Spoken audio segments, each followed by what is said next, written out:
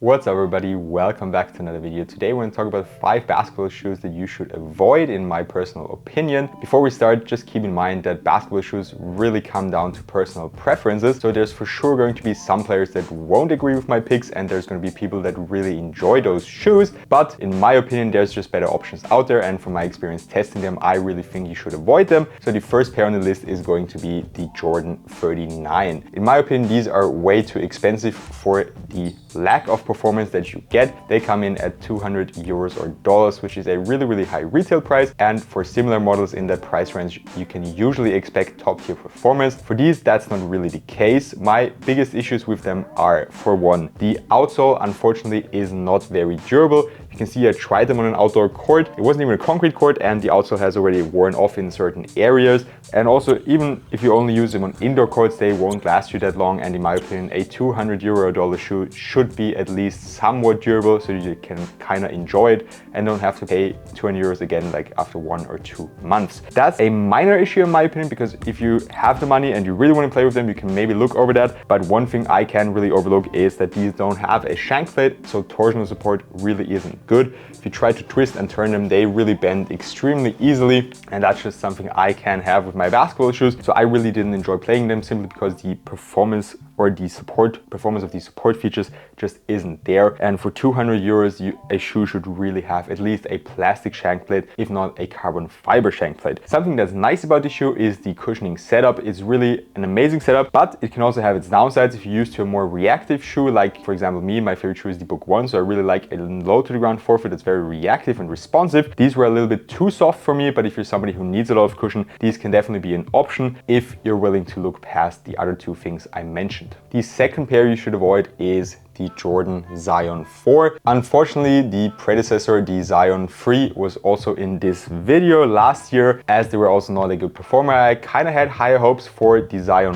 4s because they changed up the cushioning setup a little bit. We still have a drop in midsole, which you can see on screen right now, and underneath we have a zoom stroble unit, but it really didn't feel that nice on foot. They're still way too narrow, they're way too stiff. I had heel slip with them. Even when I tied them really hard, my heel was still moving up and down a tiny little bit and just felt unstable with them, and traction performance is still inconsistent like it was with the Zion 4s. I forgot to give you an alternative for the Jordan 39, so if you're in the similar price range, I would 100% go for something like the Way of Weight 11, which also has amazing cushioning but has better support features. And here for the Zion 4s, if you want a shoe that has a drop in midsole with excellent cushioning, which these were supposed to have, then I would also go for a shoe from Way of Weight, the 8085 Ultra. They're 10 euros or dollars more expensive, but they have really way better performance, standout performance in all categories. You can check out my performance review if you're interested in them. And if you're wondering where I can cop all these shoes or the alternatives that I mentioned, because as I said, I wouldn't recommend buying these shoes I'm mainly talking about, you can find affiliate links to all my partner stores in the description box down below, or you can just use my code for Way of Weight shoes. That would be LucasSimona10 for a $10 discount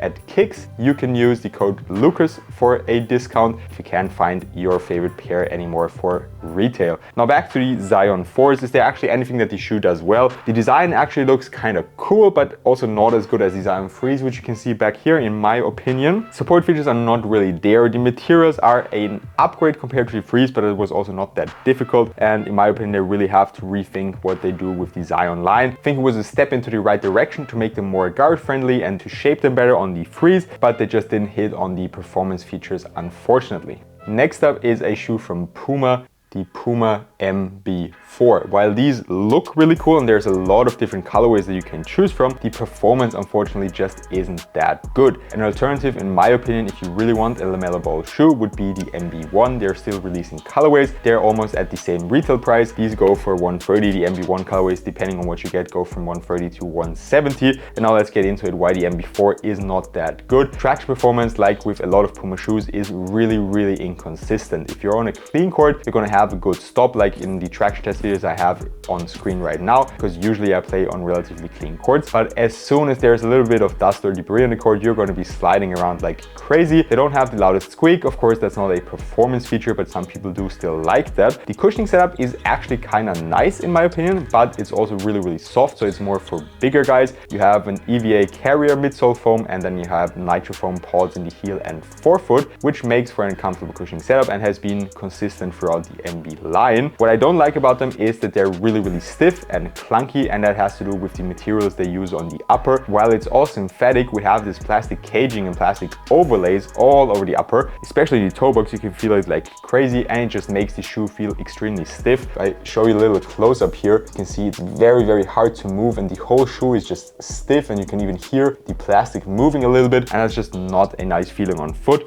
Another thing that is not as much as a performance factor but just a look thing is that this tongue is way too high, and it just kind of gets in the way while playing, or it feels weird when it's leaning against your shin. So that's also something that I really don't like about them. Support features are actually kind of good. Contrary to common belief, the MB line is actually a very supportive shoe line. So if you want a lot of support and you want a lot of cushioning and you don't mind a clunky feel, maybe you're a bigger guy, maybe these are for you if you play on clean indoor courts. But apart from that, as I said, MB1 is the better option if you want a LaMelo Ball shoe. And if you want really supportive shoes with good cushioning, there's also way better options like the Wörthersee 11, the Harden Volume 9 even, or the Dame 9 from Adidas. Now let's move on to the next pair. Second to last shoe I'm going to talk about is from Nike. So the first Nike pair in this video, if you don't count Jordan brand as part of the Nike family, and it's the GT Hustle 3. There's one main reason why they're in the video. For one, I think they're too expensive for the performance that they offer. Not for the tech that's inside the shoe, but for one main reason, they're just not supportive enough. You've got 3 cushioning setups stacked on top of each other at one point, and you just have an upper that is not supportive enough. The upper is like it's made for quick and shifty guards, very thin, very breathable, very soft, actually kind of nice if it weren't for the massive cushioning setup underneath it, because it's just not supportive to carry or to hold the weight of this insanely crazy cushioning setup. It's so soft that I actually had pain in my shin muscles after I played with them for the first time, because there was so much I had to compress. And we even have an insole that has like a Zoom X insole, which is something that is supposed to be happening on the Book 2s as well that just leaked. So these could be really comfortable as well. And it's just so much cushioning that you're really high off the ground, that you're really unstable, and the upper just can't hold your foot in place. So that's why they're on this list and I wouldn't get them. As I said, if you want a lot of cushioning, the Wörthersee 11 is an amazing option. Even the 8085 Ultra could still work. So there's really a lot of other pairs that you could get. If you want to stay with Nike, I would go for the KD18 or the KD17, because these also have amazing cushioning, a little bit less than the GT Hustle 3, but they have way better support. Even the KD16 is still worth it if you can find them on sale. That's actually my favorite KD of the past years. Now back to these. Do they do something well? For one, if you like a lot of cushioning, yes, of course, this is an amazing shoe. The traction performance is actually also pretty solid. I wouldn't take them outdoors. I know I'm playing on an outdoor court, but I just didn't have access to an indoor court while I was testing them. It's not very durable, but on indoor courts it's actually pretty good performance. Something that's just completely mind-blowing for me is how a guy like Victor Wembanyama can play with these. I'm guessing he needs a lot of cushioning, but I just don't get how his foot is not moving out over the footbed and how it can be supportive enough for him. But probably his PEs have better tech than the pairs we get for retail. And of course also the price is just way too expensive for what you get, in my personal opinion. Normally I'd say last but not least, but since this is a top 5 shoes to avoid video, we can maybe even say that, although these shoes are in no particular rank,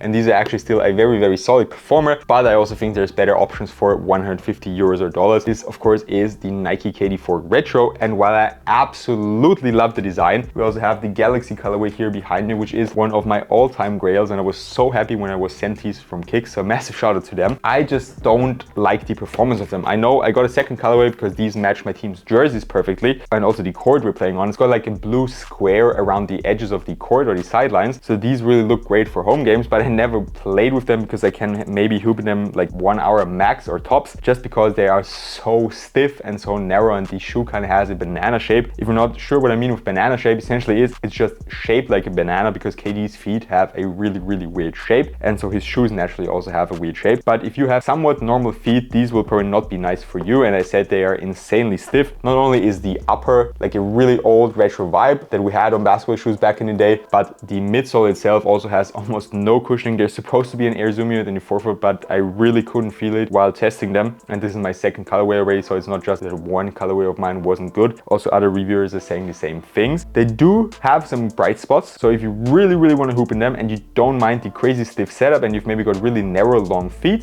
then you might enjoy the support features, which are actually very good, and the traction performance is also really, really good. Something that's cool about them is that they have a really sticky sound to them. So when you're walking around, it kind of sounds like you dip them in honey or in glue or something. It just makes for a nice sound while walking, and it's kind of a cool feature because everybody thinks they're sticking to the cord like crazy. And while the traction is good, that sticky sound actually doesn't make them perform better just from a traction standpoint. I talked about the materials already, I talked about the cushioning, really not that good. So if you want a KD shoe, there's definitely better options. As I said, the 16 is probably the favorite of the recent models that released, and they're still available in some stores, even on big discounts. With that being said, that's all I have for you today. Again, as I said in the intro, keep in mind, these are my personal thoughts. I didn't like these shoes. You may really, really like them. If you do, I'd be interested to hear your thoughts. So comment down below why you like a particular pair, or if I missed any pairs that you also really didn't like. If you enjoyed the video, I'd also really appreciate if you could leave a like on the video, and if you could subscribe to my channel, that would help me out a ton. Have a good one and see you next time.